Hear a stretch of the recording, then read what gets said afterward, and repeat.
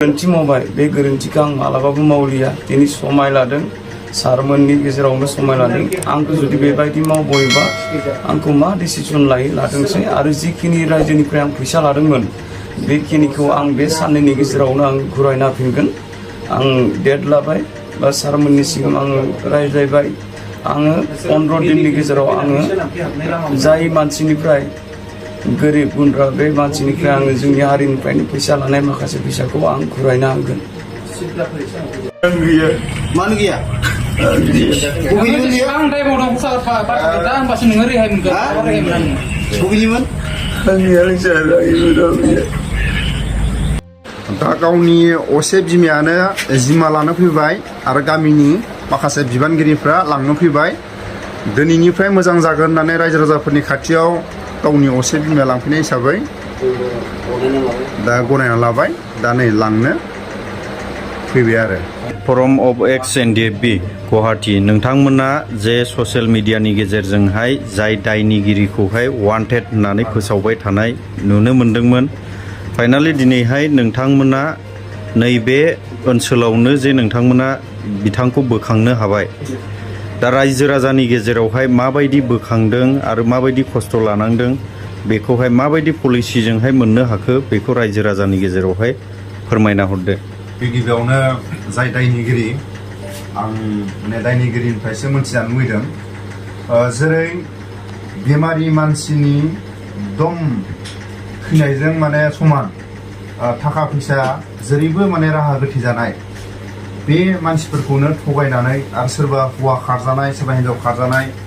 बेबायदि मानसिफोरनिफ्राय हमनो मोनबाय होननानै बियो फैसा बिहर जायोमोन दा बेफोरखौ गुवाहाटीयाव थानाय एक्स एनडिएफबिफोरनो माखासे गेदेरमा रायजो राजाफ्रा जायफोर थगायनानै जाजादों गुवाहाटीयाव थानाय एक्स एनडिएफबिफोरनो जनायहरबाय आरो गुवाहाटीयाव थानाय एक्स एनडिएफबि जाय बिथांमोना सेक्रेटारि प्रेसिडेन्टनो जनायनानै गुवाहाटीयाव थानाय एक्स एनडिएफबि इउनाइटेडनि सेक्रेटारि प्रेसिडेन्टआ ओरैबायदि स्ट्रंलि गासैबो माने बेबायदि बर' हारिनि गेजेराव नंखाय राव बुंनानै थगायसुला मानसिखौ मालाबाबो एक्स एनडिएफबिफ्रा सैज्य खालायनो हाया होननानै सेक्रेटारि सारा डिसिसन लाबाय जाय थगायनानै जाग्रा बे गुवाहाटीयावनो थायो बिनि थाखायनो सेक्रेटारिया माखासे बे थगायसुलानि गामि आरो थानाय जायगाखौ संदाननानै सेक्रेटारिया दहाय अखानि समबाबो जोंखौ खबर होनानै आं गिबियावनो आङो सेक्रेटारि आरो प्रेसिडेन्ट गुवाहाटीयाव थानाय साफ्रोमबो एक्स एनडिएफबिफोरनि स्ट्रं जेरै माखासे रायजो राजाफोरनि जेरै माखासे थगायनानै जानाय आरो रायजो राजाफोरनि माखासे जाय बेमारि मानसियाबो थगायनानै जाजानाय बेखौ नायनानै थानो हायैनि जेरै रायजो राजाफोर खावलायनायखौ गुवाहाटीयाव थानाय एक्स एनडिएफबिफ्रा गोख्रै एक्सनखौ दिनैनि समाव अखा बांखाबाबो बेसेबांबा गोजौ हाजोआव जोङो बै समावसो जों जेब्ला आफादाव दंमोन अब्ला जोङो अखा बांखाजों हाजोआव थाबायोमोन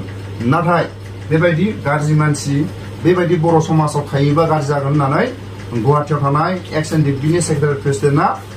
गोख्रै माखासे डिसिसन लानानै दिनै जोंखौ बै समाव जेरै आर्मि पुलिसा बेंनानै हमोमोन थिग दिनै बे दुथां मानसिखौ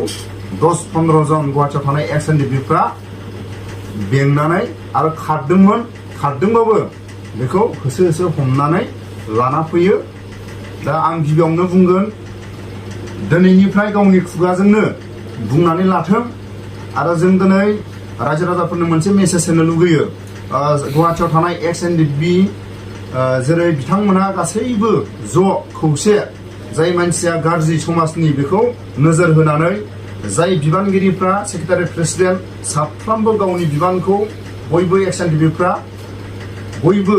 जा हायो एसे एनै मावलांनो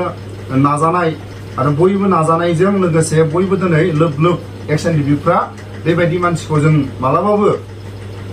लामा होआ होननानै दिनै खेबसेनो जेरै साजा होदों लावथिजों होआखै बेखौ हाथुराजों बुआखै नाथाय जों गन्थङाव दै सोनानै आथिंखौ गोजौआव खावदावनानै माखासे सम जोङो साजा होयो दा दसे उनाव गावनि बिमा असे गावनि गामिनि रायजो राजाफ्रा जोंनि आखाइनिफ्राय सोमजायनानै लांगोन भबिष्यतआव गामिनि रायजो राजाफ्रा जाहाथे बिथाङा जुदि बेबायदि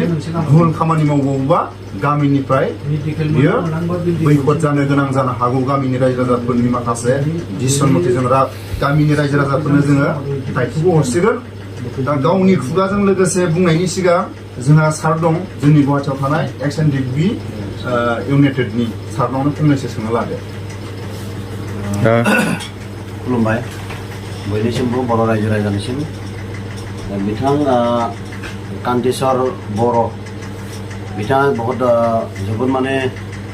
बर' हारिनि मोनसे गुबुंले खामानि मावनायावहा गिदिर गिदिर मोनसेल' नङा बायदि बायदि मावना थांनायाव जोङो दिनै मालिगाव आदिंगिरि होननाय जायगायाव पाहारसायावहा बिथांखौ जोङो गासैबो जोंनिनो आफादगिरि दङ नेहाथारि दङ आरो लोगोसे जोंनि केडार्स लोगोफोर गासैबो खौसे सावरायलायनायनि गेजेरजों बिथांखौ दिनै जोङो हमनो हादों। आरो लोगोसे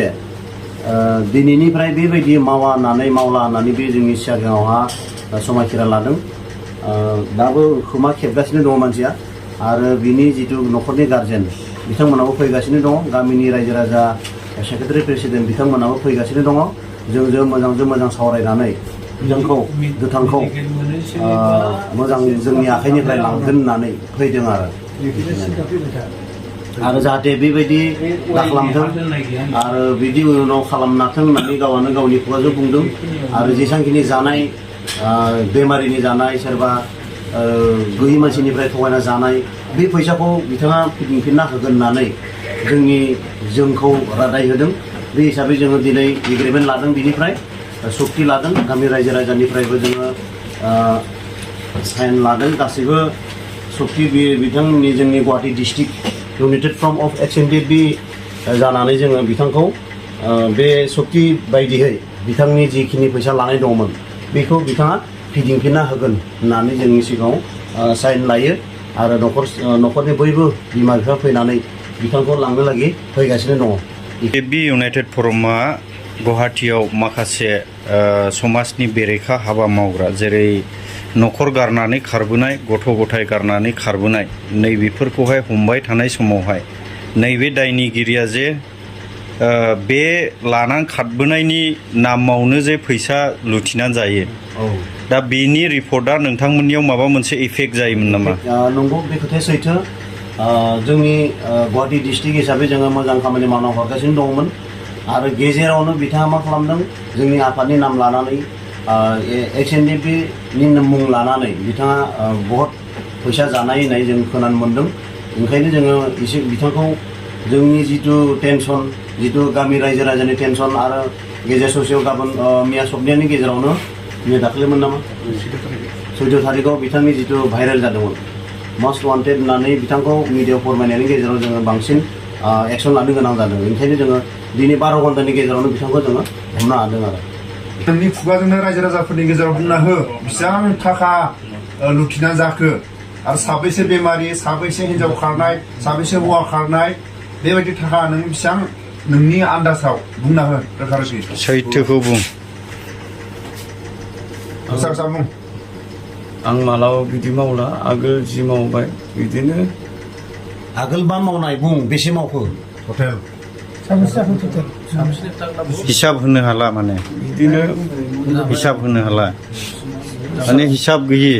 7 बोसोरनिफ्राय रेकर्ड टटेल एमाउन्टखौल' बुंदो नोङो। टटेल एमाउन्ट 1.80 बा 90 बेबायदि आं मावबाय। आं रायजो राजाफोरनिफ्राय निमाहा होयो। आं बे खेबनिफ्राय मावला बेबादि आरो हारिनि थाखाय मोजां खामानि मावलांगोन। आं जि गोरोन्थि मावबाय बे गोरोन्थिखौ आं मालाबाबो मावलिया। दिनै समाय लादों, सारमोननि गेजेरावनो समाय लादों। आंखौ जुदि बेबायदि मावबोयोबा आंखौ मा डिसिसन लाथोंसै। आरो जिखिनि रायजोनिफ्राय आं फैसा लादोंमोन बेखिनिखौ आं बे साननैनि गेजेरावनो आं घुरायना होफिनगोन। आं डेट लाबाय बा सारमोननि सिगां आङो रायज्लायबाय। आङो 15 दिननि गेजेराव आङो जाय मानसिनिफ्राय गोरिब गुन्द्रा बे मानसिनिफ्राय आङो जोंनि हारिनिफ्रायनो फैसा लानाय माखासे फैसाखौ आं घुरायना होगोन। दा बिथाङानो गावनि खुगाजों रोखा रोखा फोरमायना होबाय। दा जों बुंनांगोन गेदेरमा रायजो राजाफोरा जाहाथे गाव गावबो सांग्रां जायो। सोरबा बिहरबानो हरनांगौ बे नङा। जों अनेक रायजो राजाफोरखौ जों सिगाङावनो जों माखासे जनायदोंमोन जाहाथे जाहा बिलाबायबा दा हर। नाथाय रायजो राजाफ्राबो माखासे सोरबा बिबान हरो मा खालामनो दा माखासे जाखांनायनि उनाव जोंनो जनाय हरो बुंदोंमोन सोरबाया क'क्राझारसिम लाबो सोरबाया बुंदोंमोन बरपेटासिम लाबो सोरबाया बुंदोंमोन धुबुरीसिम लाबो सोरबाया बुंदोंमोन कार्बि आंलंसिम लाबो सोरबा बुंदोंमोन धेमाजिसिम लाबो जोङो रायजोआनो सासन होगोन दा जों रायजो राजाफोरनि खाथियाव गुवाहाटी एक्स एनडिएफबि जानानै आं निमाहा बियो रायजो राजाफोरनि साननाय बायदि जों फाइनेन्सखौ जों होनो हायासै आरो जोंनि फाइनेन्सखौ जोङो भिडिअनि गेजेरजों जोङो दिन्थिनो हायासै माखासे आयेननि खोथा दङ दा जोङो खुगाजोंनो जों बर' रावाव जों फोरमायबाय बिथांखौ जों गन्थंजों दै सोनाय जादों बिथांखौ जों बानलु सिब्र' जों फुननो थाखाय जोङो बानलु उनदोंमोन नाथाय जों बानलुखौ फुननाय जायासै आथिंखौ जोङो खानानै खर'खौ गाहायाव दोननानै आथिंखौ गोजौआव दोननानै जोङो मथा मथि आधा घन्टानि जोङो माखासे टाइमखौ जों दोनो जों बेबायदि फानिसखौ जोङो रायजो राजाफोरनि खाथियाव आं निमाहा बियो गन्थंजों दै सोनाय आथिं खावदावनाय जोंनि बर' समाजनि गेजेराव बेबायदि फानिसा जुदि भुल जादोंबा जों निमाहा बियो गुवाहाटियाव थानाय एक्स एनडिएफबिफोरनि फानिसा बेबायदि बिथांखौ